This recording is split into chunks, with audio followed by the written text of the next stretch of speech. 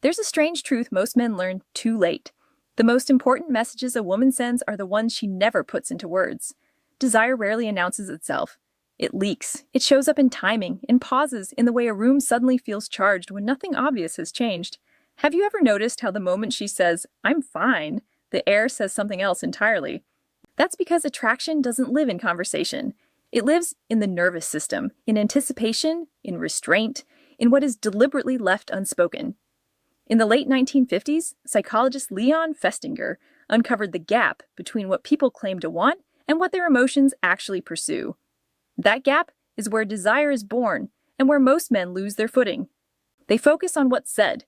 They miss what's felt. Then they're confused when intensity fades, when replies slow, when chemistry turns into politeness and emotional distance. Female desire isn't logical. It's pre-verbal, pre-cultural, older than social rules. For generations, women learned that openly wanting too much came with consequences. So attraction learned to hide. It learned to express itself through tension, through rhythm, through silence rather than declaration. If you can't read that language, you're always reacting, always a beat behind, always negotiating instead of leading. The Stoics understood something modern men forgot. Real power is quiet. It comes from perception, from inner stillness, from the ability to observe without rushing to fill the silence. A man who is internally ordered doesn't beg clarity from the world. He creates presence, and presence exerts gravity. Neuroscience later confirmed what philosophy already knew. Women don't respond most to comfort, they respond to controlled uncertainty, to a man steady enough to lead, disciplined enough to withhold, and calm enough to let anticipation build. Dopamine craving pursuit. The same circuitry that fires in the hunt, not romance, craving. Biology isn't moved by politeness, it's moved by contrast, by polarity, by a man who knows when to advance and when to pause, when to give and when to make her wait. That's the difference between being desired and merely tolerated, between being chosen by instinct and kept by convenience. So, let's go deeper. Past the surface-level dating advice, past the polite lies, down into the psychology of the things women feel but will never put into words. Not because they're deceptive, but because the moment these desires are spoken, they lose their charge. Some forces only work in silence. The moment you name them, you weaken them. There are behaviors that bypass logic and speak directly to the nervous system. Primal switches, ancient cues, the kind that don't ask for permission from the conscious mind. Once you see them, you can't unsee them. The first is this. She wants to feel slightly out of control, not unsafe, not disrespected, but relieved of the burden of constant self-management. And most men misunderstand this. They think dominance means volume, pressure, force. No, that's insecurity pretending to be power. Real dominance is calm, grounded, economical. It's in the way you move through space like you already decided. In the way your hand closes around her wrist for half a second as you guide her through a crowd. In the way you say, "Come instead of where do you want to go?" And you don't ask for approval. You assume alignment. Here's what most men never consider. Women live in control all day. Decisions, social calibration, emotional regulation, performance, image, boundaries, expectations. By the time she's with you, her nervous system is exhausted from holding the frame of her own life. She doesn't want another meeting. She doesn't want another negotiation. She doesn't want another man who needs to be consulted like a committee. She wants to exhale to feel that for a moment. She can surrender the steering wheel to someone who is steady enough not to crash. Psychology backs this up. Women are most aroused not when they feel in charge, but when they feel chosen, when they feel the object of focused, unapologetic desire, when they are being led into experience, not asked to design it. But here's the paradox. She can never ask for this. The second she has to say, "Take control," you already failed. Because control that is requested is no longer control. It's obedience. And obedience kills polarity. What she wants is a man who reads the temperature of the moment, who senses when she's testing his frame, who doesn't collapse when she pushes, who doesn't get reactive, defensive, or explain himself into submission. A Stoic would recognize this immediately, not as ego, not as domination, but as inner sovereignty. The man who governs himself doesn't need to prove anything. He doesn't rush. He doesn't chase reassurance. He doesn't negotiate his core. He stands rooted like a pillar in a storm and lets the world adjust around him. That steadiness is what allows a woman to let go, because only when she feels your center is unmovable does her nervous system permit surrender. And she won't thank you for it with speeches. She'll thank you with silence that lingers, with the way her eyes soften when she looks at you and realizes she doesn't need to be on guard. with the way her body relaxes when your presence says without words, "I've got this. You're safe to stop managing." 2. She wants you to stop asking for permission for everything. This one silently kills more attraction than rejection ever could. The constant negotiating, the endless, "Is this okay? Do you want me to? Should I?" Every question you stack on top of the moment drains tension. It turns desire into a committee vote, into a contract, into something safe and dead. Understand this. Women don't want a man who treats intimacy like a legal form that needs signatures on every line. They want a man who can read the room and move with certainty, not recklessness. Certainty, there's a difference. Psychologist Terry Connolly studied consensual power shift fantasies and found something most men aren't ready to hear. A large percentage of women are aroused by scenarios where they are not the ones directing the flow, not because they want harm, not because they want chaos, but because being desired so strongly that a man leads removes the burden of choice. It removes the fear of being judged for wanting too much. Choice is heavy. Leadership is relief. Now let's be clear. Consent is absolute, non-negotiable. But consent is not the same as asking for approval at every micro-movement. Consent is the foundation. Presence is the language. A grounded man doesn't run a verbal checklist. He watches her breathing. He notices the pause, the way her body leans instead of pulling back, the way silence stretches and invites instead of resists. He understands that attraction speaks through the nervous system, not through formal dialogue. This is where most men fail. They outsource their perception. They ask instead of seeing. They seek validation instead of trusting their own calibrated awareness. And here's where Stoicism cuts through the noise. The Stoic man is not reactive. He is not desperate for reassurance. He doesn't fidget for permission to exist. He is internally ordered. His mind is still. His emotions are disciplined. His presence is heavy and calm. Because he governs himself, he can lead others without force. That inner sovereignty is what makes a woman relax her guard. When you stop asking for permission and start acting from centered confidence, something changes. The dynamic shifts. She no longer feels like your instructor. She no longer feels like she has to guide, correct, manage, or mother. The moment she starts to feel like your woman. And that distinction is everything. So ask yourself honestly, when was the last time you led without looking back for approval? If you have to think about it, you already know the answer. 3. She wants you to push back when she tests you. And make no mistake, she will test you. Not because she's cruel, not because she wants drama, but because at a nervous system level, she needs to know if you're solid. If you're a man with weight, with structure, with a spine that doesn't bend. The moment pressure is applied, every woman, consciously or not, applies stress to a man to see what he's made of. A sharp comment, a cold tone, a sudden withdrawal, a challenge to your authority, a subtle disrespect wrapped in just joking. And most men fail right there. She says something cutting. He over-explains. She pulls back. He chases. She creates distance. He floods her with reassurance, apologies, emotional dumping. In that moment, something breaks.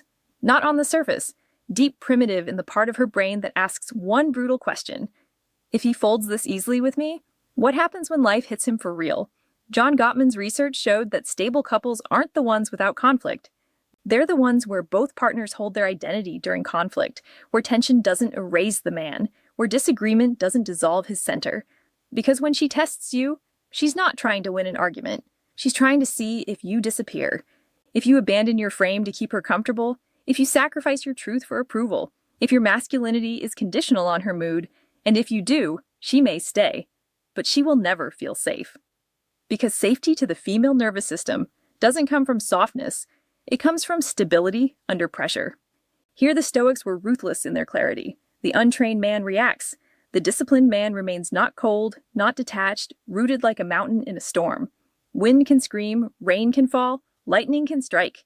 The mountain doesn't negotiate with the weather. So when she pushes, you don't snap back. You don't justify. You don't collapse. You don't try to be understood. You stay calm. You stay present. You hold your ground without raising your voice, without tightening your jaw, without shrinking. You let her feel that your center is not up for debate. That immovability, that quiet, unmovable core, that's what she's actually craving. Not conflict, not drama, but the certainty that you are a man who does not vanish under pressure. Because if you can stand firm with her, she knows instinctively, you can stand firm against the world. Quick pause. If you've ever felt that women react more to what you do than what you say, go to the comments and write, silence speaks louder. Just that. I want to see how many of you actually recognize this in real life. 4. She wants you to remain a mystery. The slow death of desire begins the moment you become completely transparent, when she knows every thought, every fear, every childhood wound, every insecurity, especially in the first months. When there's nothing left to discover, nothing left to uncover, nothing left to wonder about. Desire needs space, it needs distance, it needs the unknown. Esther Pell explains this with brutal clarity. Fire needs air. Intimacy and erotic tension are not the same thing. The couples who keep desire alive are the ones who never fully collapse into each other. There is still separation, still edges, still something unreachable. Most men destroy attraction by trying to become safe too fast. They overshare. They confess everything. They turn themselves into an open diary, thinking vulnerability will buy closeness. But closeness without polarity is just comfort, and comfort without tension is friendship. And women don't fantasize about their friends. This doesn't mean you become cold or emotionally absent. It means you remain sovereign. You have an inner world she doesn't fully access. You have thoughts you don't immediately verbalize. You have goals, battles, ambitions that don't orbit around her moods. You're not psychologically naked all the time. Sometimes she asks, "What are you thinking?" And the most powerful answer is simply nothing. Not as a lie, not as a game, but as a boundary. Because not every thought needs to be offered. Not every feeling needs to be exposed. Some things are yours. The Stoics understood this deeply. A man with inner order does not leak his soul to seek validation. He observes. He reflects. He contains himself. His silence is not emptiness. It is depth. And depth creates gravity. That slight distance, that quiet privacy, that sense that there is more beneath the surface, it keeps her curious. It keeps her leaning in. It keeps her invested. The moment you become fully predictable, fully readable, fully available, is the moment her nervous system relaxes too much. And when tension dies, desire follows. You become like furniture, useful, familiar, reliable, and invisible. 5, she wants you to put your mission above her. This is the one most men can't accept because it sounds cold. Because it sounds like emotional neglect. Because Hollywood trained you to believe a woman should be your world.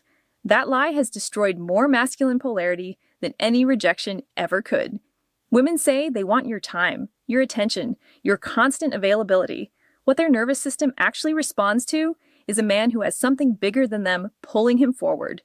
A direction, a purpose, a path that existed before her and will continue with or without her. David Buss proved it in evolutionary psychology. Women are wired to be attracted to men with ambition, status, trajectory, not because of money, not because of comfort, but because ambition signals survival, power, competence, the ability to build, to lead, to navigate chaos. When you drop everything for her, when you make her the center of your universe, you don't look devoted. You look empty. She doesn't want to be your world. She wants to be invited into a world that's already moving.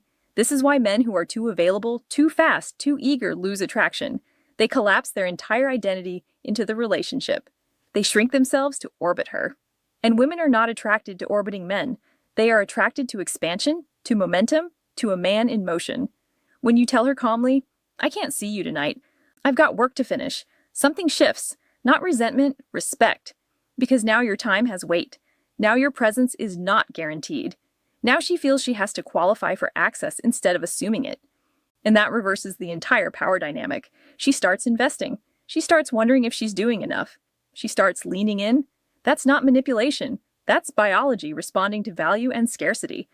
Most men sabotage themselves at the end of good moments. They linger. They stretch the date. They over-ext. They try to squeeze every drop of connection out of the interaction. And in doing so, they drain the tension. Behavioral psychology calls it the peak end rule. People remember experiences by their emotional peak and by how they end, not the average. If you overstay, if the energy fades, if you're clearly trying to keep it going because you have nowhere else to be, that's what gets imprinted. Neediness, emptiness, lack of direction. But if you are the one who ends it while it's still charged, if you're the one who says, "I've got to go," when she still wants more, you leave an open loop in her nervous system. Desire doesn't grow in saturation. It grows in absence. Anthropologist Margaret Mee observes something ruthless across cultures. The one who controls separation holds power, not the one who clings, the one who can walk away first. This applies to everything: texts, dates, arguments, intimacy. The Stoics would call this inner sovereignty. A man who is not ruled by attachment, who is not pulled off his path by emotion, who values his purpose above comfort, above validation, above immediate pleasure, not because he is cold, but because he is ordered. And a man who is ordered inside becomes magnetic outside. So be the one who leaves first, not as a tactic, not as a trick, but because your life is genuinely calling you forward, and she will feel that pull every time. Here's the final truth. They'll never say out loud, women don't want you to ask them what they want. They want you to already know.